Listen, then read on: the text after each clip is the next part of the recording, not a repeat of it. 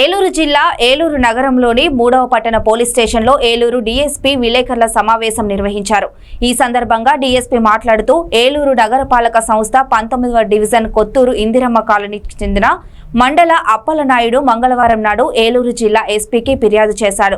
ఈ నేపథ్యంలో ఏలూరు 3 టౌన్ పోలీసులు దర్యాప్తు ప్రారంభించి సంబంధం ముద్దాయిలను అరెస్టు చేశారు. ప్రభుత్వ ఉద్యోగులమని డబ్బులు వసూలు చేస్తున్న ముఠాపై ఫిర్యాదు రావడంతో ఫుడ్ ఇన్స్పెక్టర్ అధికారులు అంటూ బెదిరించిన 4వ ముఠాను పోలీసులు అరెస్టు చేశారు. ముద్దాయిలు A1 మంగళ వెంకట దుర్గ, A2 బుక్కరి దేవి ప్రసాద్, A3 అగ్గాల ఉమామహేశ్వరి, A4 పులిగ రాంబాబు.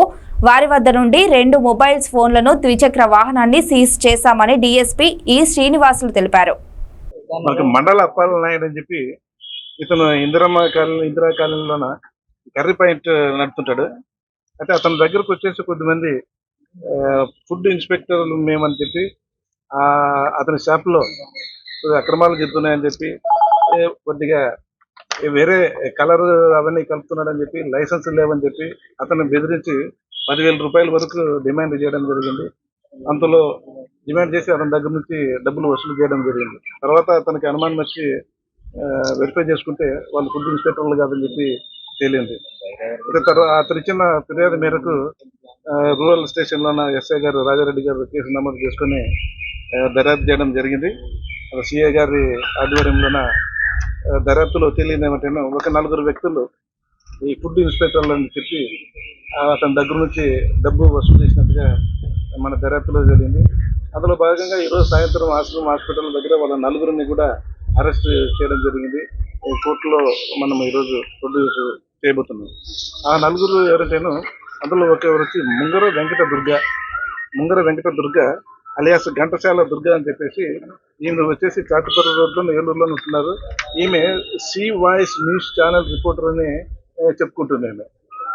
అలాగే బుక్కరి దేవి ప్రసాద్, ఈయన ఇప్పుడు హనుమాన్ నగర్లో ఉంటాడు. ఇతను C voice news channel cameraman అని చెప్పి ఒక ఐడెంటిటీ కార్డులు ఇవన్నీ కూడా వీళ్ళు చేసుకుంటున్నారు. అలాగే అగ్గాల ఉమామహేశ్వరి, ఈమె వచ్చేసి C voice news channel anchor అని చెప్పి, అలాగే ఇంకొక అతను పులిగ రాంబాబు, ఇతను సిటీ న్యూస్ ఛానల్ డైరెక్టర్ అని చెప్పి వీళ్ళు ఆ పేరు మీద, ఛానల్ పేరు మీద, మీడియా పేరు మీద కొద్దిమంది ఈ విధంగా ఇట్లా ఎవరైతే హోటల్స్ దగ్గర కానీ ఇతర షాపుల దగ్గర పోయి నేను ఫుడ్ ఇన్స్పెక్టర్ అని చెప్పి వాళ్ళని భయపెట్టేసి మీ షాపులో అక్రమాలు జరుగుతున్నాయి, మీ హోటల్లోన ఇట్లా కల్తీ ఆహార పదార్థాలు అమ్ముతున్నారు, మీకు లైసెన్సులు లేవు అని ఆ విధంగా చెప్పి భయపెట్టేసి వాళ్ళ దగ్గర నుంచి డబ్బులు వసూలు చేయడం జరుగుతుంది.